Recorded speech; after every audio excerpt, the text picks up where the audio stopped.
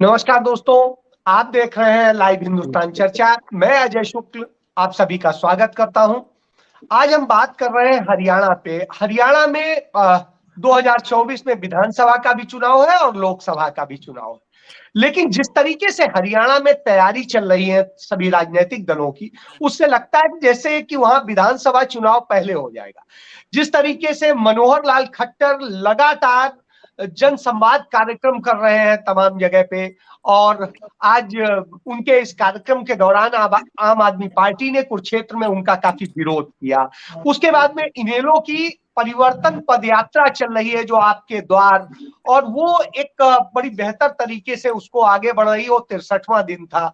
इसके साथ साथ बात करेंगे जेजेपी की। जेजेपी अपना संगठन मजबूत करने में लगा हुआ है और लगातार वो अपने संगठन में वृद्धि कर रहा है। वही कांग्रेस पार्टी छोटी छोटी जनसभाएं कर रही है, कहीं पे बड़े मुद्दे उठा रही है। तो इन सारी चीजों में है। भारतीय जनता पार्टी से भी हम चाहते थे कि वो इस पर बोले और बात करें। हालांकि मुझे लगता है वो बचना चाहते हैं, लेकिन फिर भी हम ये चाहते हैं कि इन सारे मुद्दों पे जिस तरीके की स्थितियां हैं उसी पे चर्चा की जाए। तो मैं शुरुआत करता हूं सबसे पहले आईएनएलडी के साथ में, कि आपकी पदयात्रा चल रही है, और जब पदयात्रा चल रही है 63 दिन हो चुके हैं, तो उसका रिस्पॉन्स क्या मिला है? क्या आपको लगता है फिर से आप उस स्थिति में आ जाएंगे जिस पे हुआ करते थे, या उसी तरीके से सीमित हो जाएगा? जी। नहीं, पहले तो ना शुक्ला जी, हम कभी सीमित नहीं रहे। हम 10 साल तक मुख्य विपक्षी दल हरियाणा में रहे हैं। आखिरी वक्त पर आकर आपको भी पता है जिस तरीके से पार्टी में भीतरघात हुआ और एक अलग पार्टी इंडियन नेशनल लोकदल के दो फाड़ करके एक अलग पार्टी जो है वो बनाई गई। तो वो सिर्फ एक सोल रीजन वो था जो पार्टी को काफी जिसमें हमारा जो आप कह लीजिए कि एक बुरा दौर था उसको हम मान के चलते हैं कि हमें उम्मीद नहीं थी कि ऐसा हमारे साथ लास्ट मोमेंट पे हो जाएगा। सबको पूरे आम जन में, इवन जो कांग्रेस के लोग हैं उनमें भी ये चर्चा थी कि इंडियन नेशनल लोकदल की सरकार जो है वो अब बनने वाली है हरियाणा प्रदेश के। चलिए, जो हुआ वो अतीत में रह गया, अतीत में हो गया। लेकिन जो एक सबसे बड़ा कारण है, वो सबसे बड़ा कारण है चौधरी अभय सिंह चौटाला जी का जो आचरण रहा है। जो अभय सिंह चौटाला जी ने राजनीति के जो मायने बदले हैं, लगातार फील्ड में रहकर, सड़क से लेकर सदन तक जो मुद्दे उठाने में अभय सिंह चौटाला जी, जो मतलब आप ये लगाइए कि पूरे हरियाणा में एक चर्चा है, आम चर्चा जन जन के मुंह पर, कि अभय सिंह चौटाला जी जो जनहित के मुद्दे हैं, जनता से जुड़े मुद्दे हैं, वो सड़क से सदन तक लेकर निरंतर उठाते रहे हैं। चाहे उनको नेम कर दिया जाए, उसके उनका वो खामियाजा भुगतना पड़े, चाहे तलवंडी राणा का इशू हो, चाहे और किसानों के इशू हो, चाहे वो जल स्तर को लेकर इशू हो, चाहे वो और जैसे अटल भूजल योजना पे उन्होंने क्वेश्चन उठाया था कि 670 करोड़ कहाँ चले गए। और भी जो जनता के मुद्दे हैं, नशे को लेकर उन्होंने बार बार उठाया, बेरोजगारी को लेकर उन्होंने बार बार उठाया मुद्दा, किसानों को लेकर बार बार उन्होंने सदन में मुद्दे उठाए। तो जनता को पता है कि कोई बहुत मतलब संजीदा और गंभीर है अपने प्रदेश को लेकर, प्रदेश वासियों को लेकर। एक विश्वास वर्ड यूज करूंगा मैं, एक विश्वास है अभय सिंह जी के प्रति कि जो कहेंगे वो करेंगे। और पहले भी जब इंडियन नेशनल लोकदल की सरकार रही, ना केवल सरकार आपके द्वार के जरिए चौमुखी विकास हुआ, बड़े बड़े स्टेडियम बने हरियाणा के अंदर, पूरा आप ये लगा लीजिए पूरा इंफ्रास्ट्रक्चर के ऊपर बहुत अच्छा पैसा खर्च हुआ, पंचायतों को डायरेक्टली बहुत पैसा दिया गया। सड़कों में, ग्रामीण सड़कों में तो चलो अटल जी की एक योजना थी प्रधानमंत्री वाली, आपको जानकारी है, उसके जरिए भी जो हमने रजत जी, इस जगह एक सवाल जोड़ना चाहूंगा। अगर इतना ही था तो फिर जनता ने नकार क्यों दिया? नहीं, उसका तो शुरुआत में ही मैंने आपको उत्तर दिया। उसका सबसे बड़ा कारण ये था, दो प्रश्न थे आपके। पहले जो था उसका मैंने शुरुआती उसमें अपना वक्तव्य में उत्तर दिया। उसका कारण केवल जब जजपा निकली बन के, उसमें भी जो हमारा वोट परसेंटेज था, जो 11% वोट परसेंटेज है, वो कांग्रेस को शिफ्ट हुआ। जजपा वो लेने में कामयाब नहीं हुई। जजपा पे भी पूरा विश्वास नहीं किया लोगों ने। इन्होंने एक बार दिखाया तो सही कि हम हमारे ऊपर आशीर्वाद है, जो भी है, कि हम चौटाला साहब का भी आशीर्वाद है, जो भी भ्रम फैलाया गया। लेकिन वो जनता ने पूरा इन पर भी विश्वास नहीं किया। विश्वास तो वो इंडियन नेशनल लोकदल पे ही होना था। सरकार तो इंडियन नेशनल लोकदल की ही बननी थी। चलिए, अब आपका आता है दूसरा सवाल जो आपने मेन किया कि जो पद यात्रा है, उसको लेकर जनता अभय सिंह जी के ऊपर दोबारा वैसा जो हालात है, वैसी परिस्थितियां दोबारा कैसे बनेंगी, उसका मैं आपको उत्तर दे रहा था कि जो एक विश्वास है, जो अभय सिंह जी के प्रति विश्वास है, जो जनता के बीच में जाके, अब वहां जाके कोई राजनीति नहीं हो रही, सब लोगों से पूछा जा रहा है आपकी क्या समस्याएं हैं, उन सबकी समस्याओं की एक लिस्ट तैयार हो रही है, जो कि आपको नहीं बताया, किसी चैनल में और प्रवक्ता ने भी नहीं बताया होगा। हर जगह की, हर हलके की हमारी एक बैकअप टीम है, जो जहां की समस्याएं हैं, गांव स्तर से लेकर हम समस्याओं को नोट करते जा रहे हैं। ये नहीं होगा, दोबारा सरकार आपके द्वार ही कार्यक्रम शुरू होगा। वो जो पुरानी चलिए तो इसी पे एक दूसरा सवाल ले लेते हैं जेजेपी से। जेजेपी पे जैसा बताया रजत जी ने कि जेजेपी ने एक जिस तरीके से धोखा किया, उसके कारण जो एक जेजेपी बनी और उसके कारण इनेलो को नुकसान हुआ, और जो वोट बैंक आना चाहिए था उसके साथ में वो नहीं आया और वो चला गया कांग्रेस में। तो कांग्रेस को फायदा हो गया और जेजेपी को उतना नहीं हुआ। इसको आप भाग्य कैसे देखते हैं और इस पे क्या कहते हैं? जी देखिए शुक्ला जी, अभी मेरे भाई रजत जी ने पूरे विस्तार से बताया। एक तो ये कहते हैं कि जेजेपी अलग होने से सरकार नहीं बन पाई, दूसरी तरफ कहते हैं कि ये वोट शेयर लेने में कामयाब। देखिए, सबसे पहली बात है, मैं उन बातों पे नहीं जाएंगे क्योंकि काफी ज्यादा चर्चा हो चुकी है उन पे पहले, हम इतना पास में नहीं जाना चाहते, लेकिन फिर भी मैं बताऊं कि पार्टी से निकालने का जो कार्य दिग्विजय चौटाला जी को, दुष्यंत चौटाला जी को, वो किन्होंने किया, पार्टी किसने छोड़ी, ये जग जाहिर है, बताने की जरूरत नहीं। और माननीय डॉक्टर अजय सिंह चौटाला जी को पार्टी से किसने निकाला, किस साजिशों के तहत निकाला, ये भी किसी से नहीं छुपा। जवाब लेंगे, उनको बोल लेने दीजिए। आपको हमने दिया, मैंने आपका पूरा रजत जी बड़े ध्यान से सुना, तो पूरी दुनिया को पता है कि आज दिग्विजय चौटाला जी को, दुष्यंत जी को पार्टी से निष्कासित किया गया, फिर डॉक्टर अजय सिंह चौटाला जी को पार्टी से निष्कासित किया गया। हमने और परिवारों की तरह, चाहे महाराष्ट्र में अभी पीछे बात हुई थी, शिवसेना की पूरी चुनाव योग तक जंग गई, हमने ना तो पार्टी के ऊपर कोई क्लेम किया, ना ही झंडे के ऊपर और ना ही चुनाव चिन्ह के ऊपर वहां क्लेम किया। हमने वहां अपने जो एकदम इत्तेफाक रखते थे पार्टी के इनके साथ बहुत ज्यादा नाजायज हुआ है, एक तरफी सुनवाई हुई है, और जिस प्रकार से वो हालात थे, तो हमने किस लिटिगेशन में हम आईएनएलडी के साथ गए? ना तो हमने फंड के बारे में बात की, ना हमने चिन्ह के ऊपर बात की। ठीक है, आपको सारा कुछ छोड़ते हैं, यदि आपने निकाल दिया तो हम जनता के बीच में जाएंगे। ये जनता ने तय करना है ये जनता किसके साथ थी। वो आईएनएलडी के साथ में जो एक धड़ा था, अभय सिंह चौटाला जी या बड़े साहब थे, या डॉक्टर अजय सिंह चौटाला और दुष्यंत चौटाला जी को देखना चाहते थे। वो चुनाव आया, जनता ने एकदम साफ कर दिया।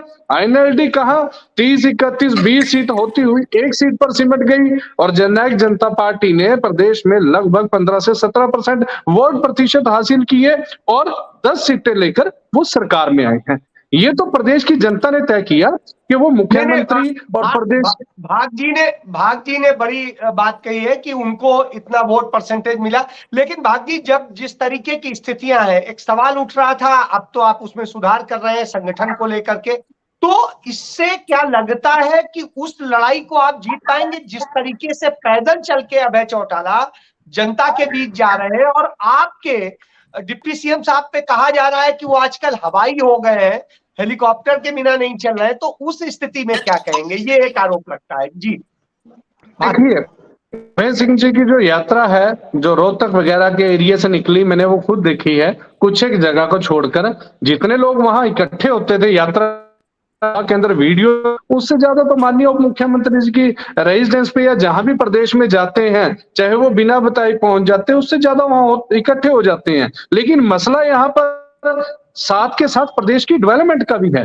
माननीय मुख्यमंत्री जी जो विभागों को देख रहे हैं, उनकी डेवलपमेंट लेकर उनके पूरी तरह से उनकी तैयारी करनी है, अधिकारियों से बात करनी है, उनके बाद पब्लिक के साथ साथ जनता को भी समय देना है। तो माननीय उप मुख्यमंत्री जब शेड्यूल बड़ा हो जाता है लेकिन टाइम की कमी होती है, तो ये पहला वाकया नहीं ऐसा हुआ कि माननीय उप मुख्यमंत्री जी ने ही हेलीकॉप्टर का प्रयोग किया हो। उस माननीय मुख्यमंत्री जी भी करते हैं, माननीय प्रधानमंत्री जी भी करते हैं। उस पे कोई आपत्ति नहीं है। चलिए इस पे कांग्रेस से बात कर इसी पे लेते हैं। शुक्ला जी लास्ट के 30 सेकंड में कंप्लीट करूंगा। एक दिन भी मुझे बता दीजिए, माननीय उप मुख्यमंत्री की आईडी से आप चेक कर लीजिए, एक दिन भी हो जो प्रदेश की जनता को मिले बगैर, उनकी सुनवाई करे बगैर। आज हरियाणा के अंदर ये एकदम हर जगह ये चर्चा है कि माननीय उप मुख्यमंत्री जी जितनी ग्रीवेंसीज वो सुनते हैं पब्लिक की, चाहे वो प्रदेश के किसी कोने में भी हो, इतनी ग्रीवेंसीज प्रदेश का कोई नेता नहीं सुनता। बाजी हम इनकार नहीं कर रहे हैं। मैं आगे आता हूं। केवल जी, आपकी पार्टी के सुप्रीमो कह सकते हैं या आपके पोस्टर बॉय कह सकते हैं राहुल गांधी, वो देश के एक कोने से दूसरे कोने गए, आपके हरियाणा से निकले, क्या उसका कहीं लाभ दिख रहा है? क्योंकि जिन इलाकों से निकले वहां तो कहीं भाजपा दिखाई दे रही है, कहीं इनेलो दिखाई दे रही, कहीं जेजेपी दिखाई दे रही। आप कहाँ हैं? स्टैंड करते हैं? और क्या आपकी तैयारी है, आपके नेता भूपेंद्र सिंह हुड्डा हो या प्रदेश अध्यक्ष हो, क्या वो स्वीकार्यता बनाने की स्थिति में आ पा रहे हैं? जी अजय जी, देखिए, भारत जोड़ो यात्रा हरियाणा में जब आई थी और फिरोजपुर झिरका से लेकर और अंबाला तक चली थी, मैं उस यात्रा के अंदर था। जो फिरोजपुर झिरका के अंदर जब पहली रैली राहुल गांधी जी ने सुबह 6 बजे शुरू की थी, इतना जन सैलाब उस रैली के अंदर था, अगर आपने देखी हो। वहां से लेकर फिर उसके बाद पानीपत रैली, बहुत बड़ी रैली हुई और वो एक ऐतिहासिक रैली हुई जिसमें 2 डिग्री ठंड के अंदर इतनी बड़ी रैली हुई। इसी तरीके से और भी जितने सारे इलाके रोड के ऊपर जितने फंक्शन हुए, हजारों लाखों की लोग जो भीड़ जो उमड़ करके आई, वो इस बात का प्रमाण था कि हरियाणा की जनता इन दोनों पार्टियों से निजात चाहती है, चाहे वो बीजेपी हो चाहे वो जेजेपी हो। दूसरी बात, उसके साथ साथ हमने हरियाणा के जो प्रोग्राम शुरू कर रखे हैं, हाथ से हाथ जोड़ो, वो अलग से हरियाणा के अंदर हर कॉन्स्टिट्यूएंसी में चल रहा है और काफी सारे प्रोग्राम हो चुके हैं। तीसरा, विपक्ष आपके समक्ष हमारे पहले से ही प्रोग्राम चल रहे थे, भारत जोड़ो यात्रा से भी पहले से चल रहे थे, वो भी हमारे बहुत सारे प्रोग्राम हो चुके हैं और भी हो रहे हैं। भारत जोड़ो यात्रा के बाद यमुनानगर के अंदर जो पिछला प्रोग्राम हुआ था, इतनी बड़ी केवल जी एक लाइन जोड़ूंगा, फिर दिखाई क्यों नहीं दे रहा है? अजय जी, आपको उस चश्मे के साथ देखना पड़ेगा। आपको ये बताना चाह रहा हूँ, लोग आज कांग्रेस की तरफ देख रहे हैं। आज जो है भाजपा और जेजेपी का नामो निशान नहीं है। मैं आपको बात अपनी पहले पूरी कर लूं, फिर दूसरा भी उत्तर देता हूं। विपक्ष आपके समक्ष हमारा जो यमुनानगर में हुआ था, इतनी भीड़ थी, चारों तरफ से जो इलाके जाम थे। उसके बाद सोनीपत के अंदर जब हुआ तो मैं खुद मौजूद था, यमुनानगर में भी मैं खुद मौजूद था। सोनीपत के अंदर चारों तरफ से भीड़ का एक आलम था जो इलाके के अंदर था और पूरी तरह से चटा पड़ा था लोगों के साथ। वो इस बात का प्रमाण था कि लोग जो हैं इस समय कांग्रेस की तरफ देख रहे हैं। और दूसरी बात एक और है, इसके साथ साथ अभी एक कुरुक्षेत्र में हाल ही में जो प्रोग्राम हुआ, अशोक अरोड़ा जी और हुड्डा साहब और बाकी सभी जिले के जो एमएलए हैं और जो उनको लोगों के साथ मिलने का जो प्रोग्राम रहा, वो भी एक जन सैलाब की तरह प्रोग्राम था। आप अगर उसको देखें अच्छे से तो आपको पता लगेगा कि किस तरीके से वो प्रोग्राम चल रहा है और लोग अपनी किस तरह से हुड्डा साहब के साथ जुड़ रहे हैं। दूसरी बात, जो जहां तक आपने बात रखी कि कांग्रेस किस तरह से जुड़ रही है, आज 21 बीजेपी के एक्स एमएलए कांग्रेस को ज्वाइन कर चुके हैं। आम आदमी पार्टी के कई लोग, बड़े बड़े जो नेता थे, वो ज्वाइन कर चुके हैं। जेजेपी के बड़े सारे लोग ज्वाइन कर चुके हैं। भाजपा के पन्ना प्रमुख तक भी हमारे सारे पन्ने फाड़ फूड़ के हमारे कांग्रेस में ज्वाइन कर रहे हैं। हर रोज ज्वाइनिंग होती है, इनके सब पन्ने पुन्ने सब फट गए हैं। और मैं आपको ये बताना चाहता हूं, जिस तरह से 9 साल के अंदर इस जेजेपी ने और बीजेपी ने हरियाणा को लूटा है, दोनों हाथों से लूटा है। कितनी तरह से घोटालों का जिक्र अगर करें, चावल घोटाला, जिस तरह से जेबीटी कह रहा हूं, जिस तरह से बिजली मीटर खरीद का घोटाला, जिस तरह से एचपीएससी की नौकरियां बिक रही हैं, अटैची चल रहे हैं, जिस तरह से 3 काले कानून बनाए, 750 किसान शहीद हुए, जिस तरीके से 30 से ज्यादा पेपर लीक घोटाला हुआ, जिस तरह से हरियाणा स्टाफ सिलेक्शन कमीशन का घोटाला हुआ, इसी तरह से शराब घोटाला हुआ, इतने घोटाले इस सरकार के अंदर हुए हैं। आप उनकी अगर फेयर लिस्ट देखें तो इतना बड़ा हिसाब किताब है जो जनता लेने से इनको तैयार बैठी है। मैं अगर आपके चैनल पे अगर थोड़े से शब्दों में और थोड़ी सी बातें बताऊं, बॉस स्कीम के अंदर डॉक्टरों के लिए इतनी बड़ी मात्रा की अमाउंट लगा दी इन लोगों ने, जिससे डॉक्टर बच्चे जो हमारे हरियाणा प्रदेश से बाहर की जगह जा रहे हैं, और जिस तरह से सरपंचों को पिटाई करते हैं ये अपना बुला के पंचकूला के अंदर, उनकी बहुत बुरी हालात की इन लोगों ने। इसी तरह से आंगनवाड़ी ले लीजिए, ट्रांसपोर्ट कर्मचारी ले लीजिए, दूसरे कर्मचारी ले लीजिए, किसान ले लीजिए। चलिए तो इस सब में फायदा सिर्फ कांग्रेस को थोड़ी ना हो जाएगा, इनेलो पे भी जाएगा, आम आदमी पार्टी भी तो एक है। कांग्रेस को इसलिए होगा क्योंकि कांग्रेस के टाइम पे ना तो कोई किसान का कोई प्रदर्शन संगठन कोई भी सड़कों पर आया, ना ही देखो किसी ने भी अगर चलिए इसको लेके केवल जी आपके पास दोबारा आता हूं, इसको लेके अनुराधा जी के पास चले जाए, काफी देर से वेट कर रही। अनुराधा जी, आम आदमी पार्टी कहती है कि हम राजनीति बदलने आए, हम चेहरे बदलने आए, और हरियाणा के सारे चुनाव चेहरे पे होते हैं, कहीं मनोहर लाल के नाम पे, कहीं चौटाला परिवार के नाम पे, चाहे चौटाला परिवार में दिग्विजय हो, दुष्यंत हो, या अभय हो, अजय जी हो, या क्या बड़े चौटाला साहब हो। इसके बाद में यदि कांग्रेस में जाएंगे तो एक जमाने में चाहे भजन लाल हो, बंसी लाल हो, या देवीलाल जी रहे हो, पहले वहां थे, फिर अपनी पार्टी में थे। उसके बाद में बात की जाए, आज भूपेंद्र सिंह हुड्डा है। तो जब सब ये चेहरों पे चल रहा है तो आप किस मुद्दे पे लड़ेंगे और किस मुद्दे पे आप चल रहे हैं जी? और जिस तरह से बाकी दल तैयार हो रहे हैं, क्या आप तैयार हैं? जी जी अजय जी, पहले तो मैं आपको शुभकामनाएं देती हूँ ये नई शुरुआत के लिए, और मेरी प्रभु से प्रार्थना रहेगी कि आपको खूब उज्जवल भविष्य हो, आपके उन्नति हो आपके काम में। आपने बहुत अच्छा सवाल किया, मैं सभी अपने साथियों को सुन रही थी। देखिए, मैं एक बात कहना चाहती हूँ कि आम आदमी पार्टी का यदि आप सही तौर पे एनालिसिस करना चाहते हैं तो आप यहाँ से शुरू करें कि आम आदमी पार्टी का जो जीवन है, जो उम्र है, वो सिर्फ 10 साल है अभी। आप यदि ये देखें कि जब भारतीय जनता पार्टी की स्थापना के 10 वर्ष पूरे हुए थे, तब भारतीय जनता पार्टी का क्या हाल था हरियाणा के अंदर। जब कांग्रेस के, इनेलो के, जसपा के, इस तरह से आप एनालिसिस करेंगे तो आप आम आदमी पार्टी के काम, उसकी क्षमता, उसकी जिस गति से लोग उसको स्वीकार कर रहे हैं, उसका सही रूप से आकलन कर पाएंगे।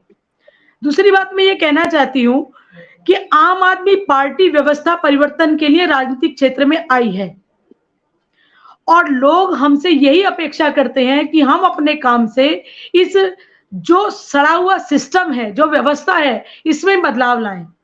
आप महसूस कर रहे होंगे इस समय कि आम आदमी पार्टी के कारण ही, उसके मुद्दे और नीतियों के कारण ही आज हर राजनीतिक दल स्वास्थ्य के ऊपर बात करने के लिए मजबूर है। अभी आपने कहा ना, हरियाणा में तो चेहरे के ऊपर चुनाव होते हैं, यहाँ जात बिरादरी की बात होती थी। भारतीय जनता पार्टी धर्म की बात करती है, मंदिर मस्जिद की बात करती है, लेकिन आज हर राजनीतिक दल स्वास्थ्य के ऊपर बात करता है, शिक्षा के ऊपर बात करता है, सुधार के ऊपर बात करता है, करप्शन के ऊपर बात करता है, बेरोजगारी के ऊपर बात करता है, महिला सुरक्षा सम्मान की बात करता है। ये सारे मुद्दों पे बात करने के लिए जो एक राजनीतिक वातावरण तैयार हो रहा है देश के अंदर, वो आम आदमी पार्टी के कारण हो रहा है। अजय जी, इससे पहले कभी, मेरा भी राजनीतिक तौर पे 30 वर्ष का राजनीतिक जीवन है, कभी मैंने इस तरह से आम जनता के और आम जीवन से जुड़े हुए मुद्दों पर राजनीतिक दलों को इतना खुल के बात करते हुए कभी राजनीतिक तौर पे मैंने नहीं देखा। कभी मैंने चुनाव में इस तरह के मुद्दों को इतना मुखरता से उठते हुए नहीं देखा। तो ये जो परिवर्तन की बात शुरू हुई है, ये जो सोच एक नई शुरू हुई है देश के अंदर, वो आम आदमी पार्टी के कारण शुरू हुई है। अब मैं आपके तीसरे सवाल पे आती हूँ कि तैयारी की बात। देखिए, आम आदमी पार्टी के लिए बहुत चुनौतियां हैं सामने। आप देख रहे हैं कि इस समय पूरे देश के अंदर भारतीय जनता पार्टी ने एक अघोषित इमरजेंसी का मॉडल देश को दे रखा है। जो व्यक्ति बोलेगा, जो व्यक्ति आवाज उठाएगा, जो व्यक्ति आगे आने की कोशिश करेगा, उसको घुटनों से ऊपर आने देना भारतीय जनता पार्टी नहीं चाहती। और हालत ये हो गई है कि कोई दोषी है तो और निर्दोष है तो अगर उसको अपनी आवाज को कायम रखना है या अपने आप अस्तित्व को बचा के रखना है तो उसे भारतीय जनता पार्टी की शरण में जाना पड़ेगा। ये तो समस्या अनुराधा जी सबको ही कहता है, लेकिन तो इसके आधार पे तो नहीं होता। राजनीति तो ऐसे ही होती है, देश की आजादी का भी तो संघर्ष ऐसे ही लड़ा गया था। जी मैं आप ही की बात पे आ रही हूँ। और लेकिन इसके बावजूद भी आम आदमी पार्टी ने अपने आगे बढ़ने की प्रक्रिया को रोका नहीं है। आम आदमी पार्टी ने हरियाणा के अंदर स्कूल का मुद्दा, जब स्कूलों को बंद करने की बात हुई, पूरी मुखरता के साथ उठाया। आम आदमी पार्टी हर भ्रष्टाचार के मामले को पूरी मुखरता के साथ उठा रही है। गुड़गांव फरीदाबाद के जब करप्शन हुआ, 2-2 रुपए के 2-2 करोड़ के घोटाले हुए, पूरी मुखरता से उठाया गया। आज जो हमारे रेसलर्स धरने पर बैठे हुए हैं, वहां आम आदमी पार्टी पूरी तरह से उनके साथ खड़ी है। मैं आपको यह कहना चाहती हूं कि हम स्टेप बाय स्टेप आगे बढ़ रहे हैं। जिस तरह से हमने अभी पीछे जिला परिषद के चुनाव हुए, हमें एक बहुत अच्छा वोट शेयर जनता ने दिया। लोग हमसे उम्मीद कर रहे हैं, लोग हमारे अंदर विश्वास जगा रहे हैं, लोगों को लगता है कि हम काम करके दिखाएंगे। और मैं आपको आपके माध्यम से एक बात और कहना चाहती हूं कि आम आदमी पार्टी ने आज तक जो भी वायदे किए हैं, चाहे दिल्ली के अंदर किए, चाहे पंजाब के अंदर किए, उनको पूरा करके दिया है। अभी बहुत जल्दी हरियाणा के अंदर 15 मई तक संगठन हमारा डिक्लेयर हो जाएगा। अभी हमने 12 लाख के करीब सदस्य, एक माह के अंदर 12 लाख सदस्य हमने आम आदमी पार्टी के हरियाणा के अंदर बनाए। तो आम आदमी पार्टी की स्वीकार्यता बढ़ रही है। आम आदमी पार्टी पूरे अपनी ताकत के साथ मैदान में है और हमारा संकल्प है कि हमारे को कितना भी दबाने की कोशिश की जाए, कितना भी कुचलने की कोशिश की जाए, कितना भी हमारे साथ कानून, ईडी, सीआईडी को लगा के हमें रोकने का प्रयास किया जाए, लेकिन हम जनहित के हर मुद्दे के ऊपर किसानों के साथ, जवानों के साथ, बच्चों के साथ, उनके भविष्य को लेके, आम आदमी की समस्याओं को लेकर हम लोगों के साथ मैदान में रहेंगे। और निश्चित रूप से आप देखिएगा कि 2024 के चुनाव में आम आदमी पार्टी एक बहुत बड़े समर्थन के साथ आपको हरियाणा के अंदर खड़ी और राय ले लेते हैं। इस पे राय ले लेते हैं कि आप सत्ता में है भाग जी, और सत्ता में होने के बाद जितने सवाल उठाए अनुराधा जी ने और जो बात कही केवल जी ने, तो क्या उसमें भागीदार होने के, चूंकि आप सबसे बड़े स्टेक होल्डर हैं, यदि हरियाणा की बात करेंगे तो एक समय में चूंकि आप भी इनेलो से ही टूट के बने हैं, तो ऐसी स्थिति में इनेलो एक बड़ा जमीनी आधार रखती थी।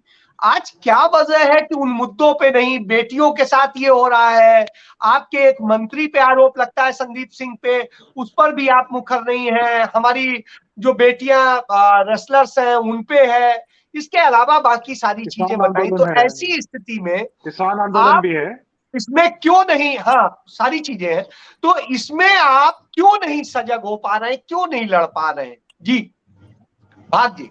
देखिए चिकला जी, सजगता पूरी है। जिस प्रकार मेरी बहन ने अभी बताया कि हम 10 साल का हमारा जीवन है और ये अचीव किया, तो मेरी बहन प्रदेश के अंदर जननायक जनता पार्टी से कंपेयर नहीं किया। हमारी तो 10 महीने पहले पार्टी बनी थी और 10 महीने की अचीवमेंट है। तो आपका तो 10 साल का तजुर्बा है, आप कह रहे हो उसके ऊपर, लेकिन क्या 10 साल पहले से भी इस देश के अंदर शिक्षा के ऊपर कभी चर्चा नहीं हुई? इस देश के अंदर किसी और डेवलपमेंट के ऊपर चर्चा नहीं हुई? स्वास्थ्य के ऊपर चर्चा नहीं हुई? इस देश के अंदर चाहे कोई राजनीतिक दल था, मैं ये नहीं कहता कि चैनल पर बैठ के क्योंकि कांग्रेस ने सारी उम्र में कुछ नहीं किया, ये एक अलग सी परिभाषा होगी किसी काम के लिए। जो सरकार बनी है, उन सरकारों ने इस देश के अंदर, चाहे वो किसी भी दल की सरकार रही, उन्होंने अपनी अपनी क्षमता के हिसाब से इस देश के अंदर काम किया है, तभी हमारा देश एक रात में यहाँ तक नहीं पहुंचा। वो सारे दलों की, सभी नेताओं की एक मेहनत थी, एक और टीम थी, हर किसी ने डेवलपमेंट की है। रही बात हमारी इस बात के ऊपर, अभी बेटियों का जिक्र आया कि जंतर मंतर पर बैठी हैं, मैं खुद पिछले दिनों 2 दिन से इस पे डिबेट पे जा रहा हूँ और हमारा इसमें क्लियर स्टैंड है अपने खिलाड़ियों के प्रति। हमारे मुख्य महासचिव हैं प्रधान दिग्विजय चौटाला जी का स्टैंड, यानी कि इवन के दुष्यंत जी का भी है कि हम खिलाड़ियों के साथ हैं, और इवन के हमें इस प्रकार का कोई व्यक्ति, जिसके ऊपर मैं आज आपके चैनल के मार्फत भी चर्चा कर देता हूं कि जो भारतीय जनता पार्टी के सांसद हैं वो, और मैं साथ में कहता हूं कि 38 मुकदमे उनके ऊपर हैं। मैं ऑन ईयर चैनल पे कहता हूं कि गुंडा एक्ट से लेकर 379 चोरी से लेकर 302, 307 फिरौती, यानी कि कोई ऐसी सीआरपीसी की मुख्य धारा ही नहीं थी जो उनके ऊपर ना लगी। लेकिन उसके बाद कुश्ती संघ के अध्यक्ष रहे इतने समय तक, लेकिन जब हमारे देश का गौरव, हमारे देश की बेटियां जिन्होंने पूरी दुनिया के अंदर हमारे देश का नाम रोशन किया, यदि आज अकेला हरियाणा, पंजाब, हिमाचल, ये क्षेत्रीय जो एनसीआर का ये नहीं देख रहा, आज पूरी दुनिया देख रही है भारतवर्ष की तरफ। ये इतने बड़े नाम के पहलवान आज जंतर मंतर पर एक एफआईआर के लिए वहां बैठे हैं, तो हमारा क्लियर स्टैंड अपने देश के पहलवानों के साथ है। और भाग्य आपको रोकना भी कि इसके ऊपर वो भी कार्रवाई करेंगे संगठन। जी मैं पवन कुमार बंसल जी है, बहुत सीनियर जर्नलिस्ट है, हरियाणा के मामले में बहुत ज्यादा तजुर्बा रखते हैं और गुड़गांव में ही रहते हैं, और इत्तेफाक से गुड़गांव हमारे डिप्टी सीएम ही उसको लुक आफ्टर करते हैं। तो मैं उन्हीं से सवाल करूंगा कि क्या पवन जी सब कुछ बहुत अच्छा हो गया है, और जो शिकायतें हैं, चाहे आम आदमी पार्टी की हो, कांग्रेस पार्टी की हो, इनेलो की हो, जो मुद्दे उठा रहे हैं और जो समस्याएं हैं, जो चीजें आ रही हैं, उससे आपको लग रहा है कि जिस तरीके से चाहे जनसंवाद हो, चाहे दूसरी चीजें हो, उससे क्या सब हल हो जाएगा? जी मैं सबसे पहले अपना परिचय करवा दूं। मैं 45 वर्ष से हरियाणा में पत्रकारिता कर रहा हूं, तो मैंने हरियाणा के हर एक नेता को बड़ा करीब से देखा है। मैंने किताब लिखी हरियाणा के लालों के संबंध में पिछले 25 वर्ष पहले, उसकी प्रशंसा कपिल देव, खुशवंत सिंह, कुलदीप ने और बाज जोशी ने भी की। अब आपने आपके सवाल का जवाब देता हूँ। इस समय भाजपा के शासन में भ्रष्टाचार चरम सीमा पर है। प्रॉपर्टी आईडी को लेकर हर बंदा दर भटक रहा है, वो भ्रष्टाचार चरम सीमा पर है। और जब मुख्यमंत्री अब निकले हैं जन संवाद के कार्यक्रम में, ये सरकारी कार्यक्रम है, स्पॉन्सर प्रोग्राम है, पूछे सवाल पूछे जाते हैं, जो कहे जाते हैं वही सवाल पूछे जाते हैं, और आम आदमी को फर्क नहीं दिया जाता मुख्यमंत्री के पास। ये सब दिखावा है। तो जिस तरीके से आम आदमी पार्टी स्टैंड कर रही, चूंकि आप एनसीआर में हैं, तो वहां पर दिल्ली में बहुत अच्छी स्थिति में, वो हरियाणा में इंटर करने की कोशिश कर रही है। पंचायत चुनाव में उसने अपने प्रदर्शन करने की कोशिश की, एक उपचुनाव में की, लेकिन जो एक अपेक्षा थी वो उतना नहीं हो सका। जबकि केजरीवाल खुद आते हैं हरियाणा से ही, हिसार से है। तो ऐसी स्थिति में, और आप तो सब कुछ जानते हैं चूंकि हरियाणा का, तो इसलिए आपसे कुछ छिपा नहीं। तो ऐसी स्थिति में फिर कांग्रेस जिस तरीके से अब संघर्ष कर रही है फिर से सत्ता के लिए, इनेलो अपने आप को एक बार फिर से खड़ा करने का संघर्ष कर रही है, और ये जितनी पद यात्राएं चल रही हैं, जनसंवाद चल रहा है, जनसंपर्क चल रहा है, छोटी छोटी सभाएं, ये लग रहा है कि कोई बदलाव का संकेत देंगी, या अभी ऐसे ही चलेगा और जो चीजें हैं, और भाजपा पे विश्वास अभी कायम है? जी मैं आपको बताऊं, जहां तक आम आदमी पार्टी की बात है, हरियाणा के लोग चुनाव के समय चेहरा देखते हैं, तो आम आदमी पार्टी के पास कोई मजबूत चेहरा नहीं है जो हरियाणा का हो, जिसमें लोगों को दिखे, इसलिए उनके साथ ये बड़ा ड्रॉबैक है। अब कांग्रेस की बात है, उदय साहब विपक्ष नेता है और अध्यक्ष भी उनका अजीज ही है, उदयबान। 10 वर्ष वो सीएम रह चुके हैं और 30 विधायक उनके पास है, उनका बेटा भी सांसद है। लेकिन हुड्डा साहब अभी तक भाजपा सरकार के खिलाफ कोई प्रभावी आंदोलन करने में नाकामयाब रहे हैं। कितने ही मुद्दे हैं, हुड्डा साहब बयान तो देते हैं सिर्फ, लेकिन जनता के बीच में नहीं आए, संघर्ष नहीं किया, सड़कों पर नहीं उतरे हैं। और हरियाणा की जनता उसी नेता को पसंद करती है जो उनके मुद्दों को लेकर आर पार के लड़ने और सड़क पर उतरे। तो देवलाल उतरते थे, चौला साहब उतरते थे।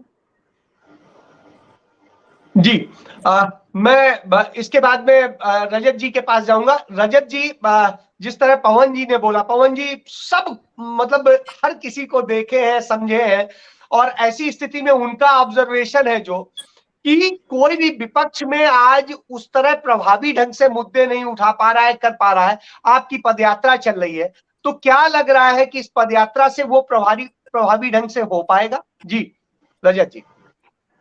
देखिए, बंसल साहब ने जो कहा है वो ये कहा है कि भूपेंद्र सिंह हुड्डा बड़ा कोई प्रदर्शन करने में, मुद्दे उठाने में नाकाम रहे हैं, और उन्होंने साथ साथ चौटाला साहब की जो जमीनी स्तर की जो पकड़ थी इतना कोई सीएम नहीं घूमा होगा, ऐसी कोई गांव नहीं है जो उन्होंने छोड़ा होगा, मुख्यमंत्री रहते हुए भी, विपक्ष में होते हुए भी, और आज भी हम पवन जी जहां आपको लगे कि कोई गलत बोल रहा है आप टोक दीजिए। नहीं, मैं सुनो, हर एक का सम्मान करता हूँ, हर एक को अपना विचार प्रकट की दादी है।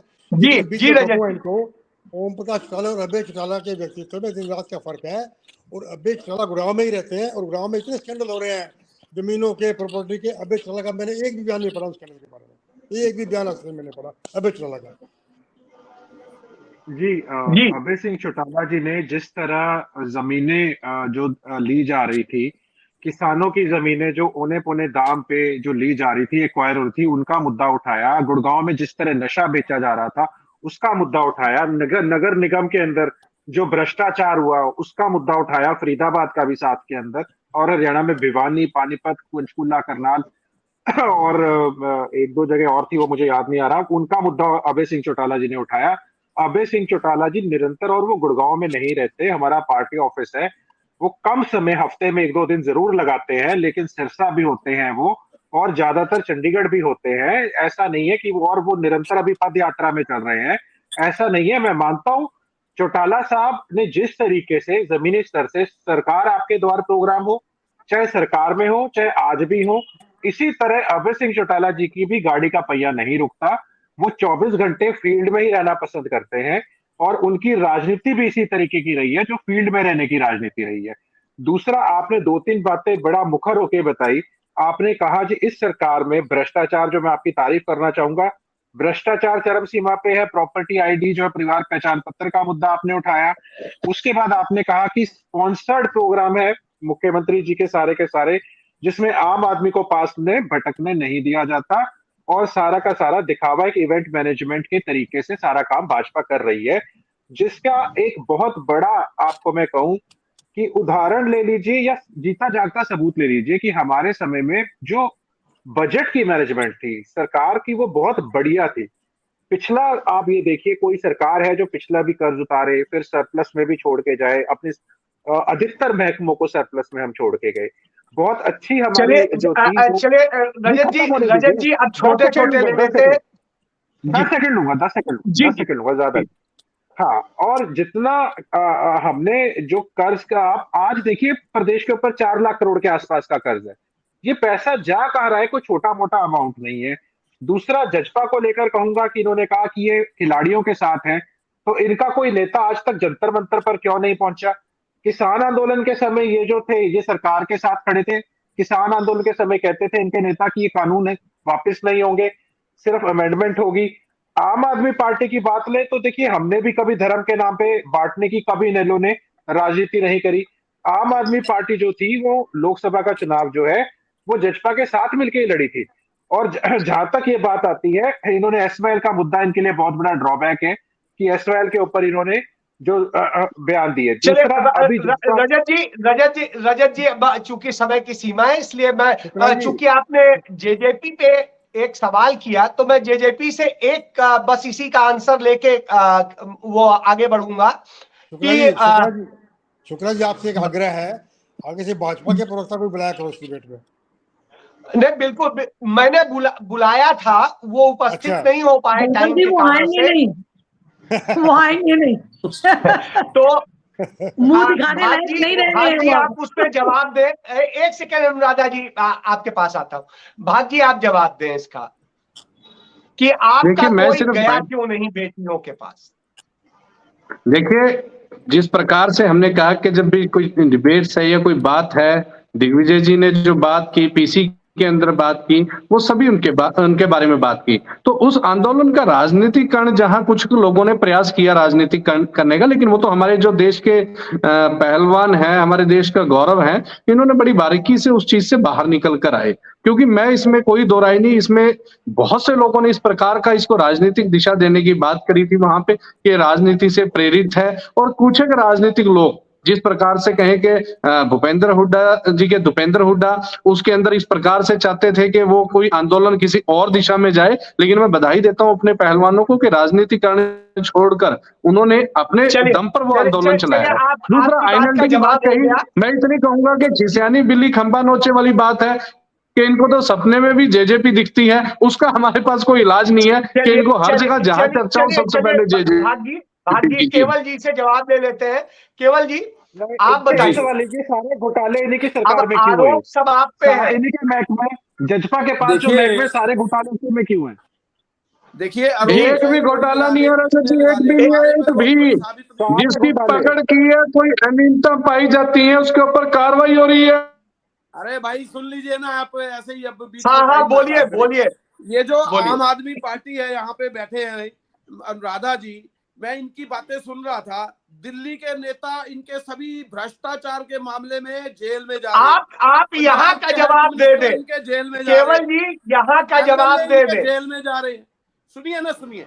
विक्टिम कार्ड ये निकाल के 1 सेकंड में बाहर खड़ी कर देती है, विक्टिम कार्ड ले आती है अपना। 13 लाख सदस्य कहते आप यहाँ का जवाब दे दे। पवन जी ने सवाल उठाया, पवन जी ने सवाल उठाया, केवल जी पवन जी ने सवाल उठाया कि हुड्डा साहब प्रभावी ढंग से नहीं कर पा रहे हैं, वो भी आप और सारी चीजें। पवन बंसल जी की बात का भी जवाब देना चाहूंगा। आप रिजल्ट देखिएगा, 15 सीटें थी हमारी 2019 से पहले, और आज हमारी सीटें 15 आता हूँ अनुराधा जी, आता हूँ। 19 के अंदर 31 हो गई थी। 31 इसलिए होगी थी, हमने काम करे होंगे। तो अब इस बार हम 70 सीटें लेके जाएंगे। चलिए आप 70 सीटें लाएंगे। मेरी बात सुन लीजिए पवन बंसल जी। पवन बंसल जी को हाथ जोड़ के विनती है, मेरे जानकार हैं, पर मैं इनको ये कहना चाहता हूँ, लिख लीजिए, मेरे शब्द लिख ले आप, और ये भी लिख ले साथ में, भाजपा 2.5 का आंकड़ा पार नहीं कर पाएगी, और जेजेपी जो है बिल्कुल 0, आपको बता रहा हूँ 0 होगी इनकी सीट, और आईएनएलडी जो है 1, 2, 3 हो सकती है, इससे ज्यादा नहीं। और चलिए आपकी बात को कर लेते हैं। अब आखिरी कमेंट अनुराधा जी, उसके बाद मैं पवन जी से फाइनल सपने मोल नहीं होते, सपनों में कोई अर्थ नहीं। अजय जी कह रहा हूँ, सपने नहीं, आप लिख लीजिए मेरे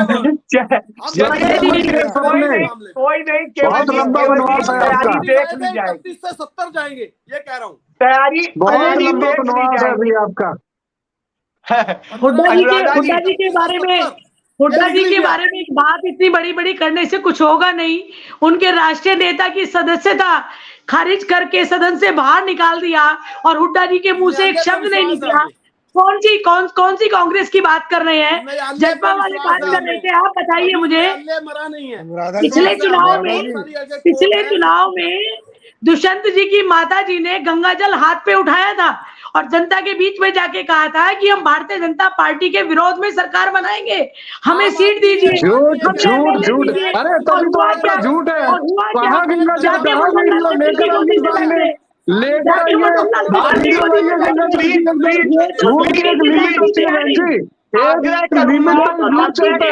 आप तो झूठ का हरियाणा के झूठ का 13 लाख सदस्य, 13,000 तो सदस्य, 13,000 तो वोट नहीं मिले लोगों को हरियाणा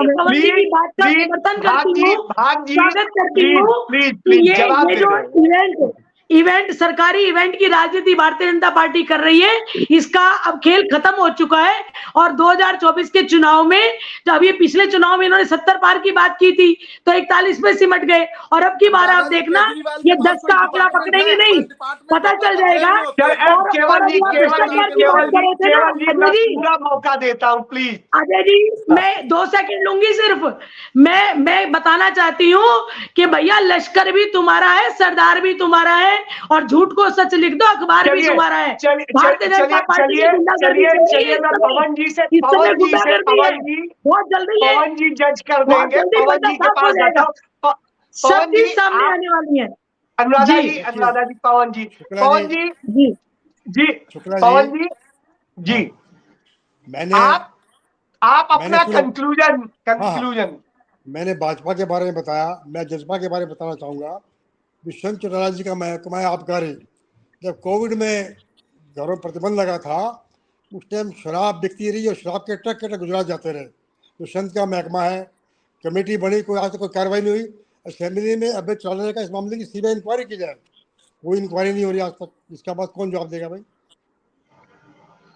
बंसल जी कौन से गुजरात गए, कौन से ट्रक देख लिए आपने? बंसल जी कौन से देख लिया आपने, कहाँ से देख लिए, कहाँ से देख लिया आपने? किसी गुप्ता की अध्यक्षता में उसकी रिपोर्ट कमेटी बनी है, जो लोग दोषी हैं पुलिस कस्टडी में जहां से चोरी हुई, मामला चोरी का था, उनके ऊपर कार्रवाई की है। आप देखिए रेवेन्यू कितना जनरेट हुआ है, पिछली बार भी खपत उतनी होती थी लेकिन रेवेन्यू नहीं दिखाया जाता था। तो ये नहीं एक बढ़ गई, ट्रांसपेरेंसी के साथ लीकर पॉलिसी लागू की है, वो रेवेन्यू कहता है। रेवेन्यू कहां पर पहुंच गया प्रदेश का, लीकर का, एक्साइज का, वो बताता है। आज कंगन वारसी के ऊपर लिखे को फांसी कैसे चलती रही? इसके साथ मैं चर्चा समाप्त करूं उसके पहले मैं ये कि सभी लोगों ने अपनी बात कही और निश्चित रूप से जिस तरीके से हरियाणा की राजनीति है, सभी दल अपने अपने तरीके से मेहनत कर रहे हैं कि किस तरीके से इस चुनाव में जाया जाए। और जैसा पवन जी ने बताया कि सभी पार्टियों में कहीं ना कहीं कोई ना कोई दोष है, कुछ सामने आ रहा है। आम आदमी पार्टी के अंदर दोष तो आज नहीं कह सकते हैं, लेकिन उनके पास में चेहरे का अभाव है। सारे दल मेहनत कर रहे हैं, इनेलो में ओम प्रकाश चौटाला जी बहुत मेहनत कर रहे हैं, बड़े चौटाला जी मेहनत कर रहे हैं, यहाँ पर दुष्यंत जी हो या उनके छोटे भाई हो वो भी मेहनत कर रहे हैं, युवाओं में जा रहे हैं। कांग्रेस पार्टी में भूपेंद्र सिंह हुड्डा कई मुद्दों को लेके, कई बातों को लेकर के लगातार है, उनके बेटे लगातार एक्टिव हैं, जो उनके प्रदेश अध्यक्ष हैं वो है। आम आदमी पार्टी अपनी जमीन तलाश रही है, उसके लिए वो कर रही है। तो ऐसी स्थिति में निश्चित रूप से यह उम्मीद की जाती है कि आने वाले लोकसभा चुनाव के पहले ही विधानसभा चुनाव की तस्वीर खींच दी जाएगी और उसके बाद में उसके नतीजों का असर लोकसभा चुनाव पर भी पड़ेगा।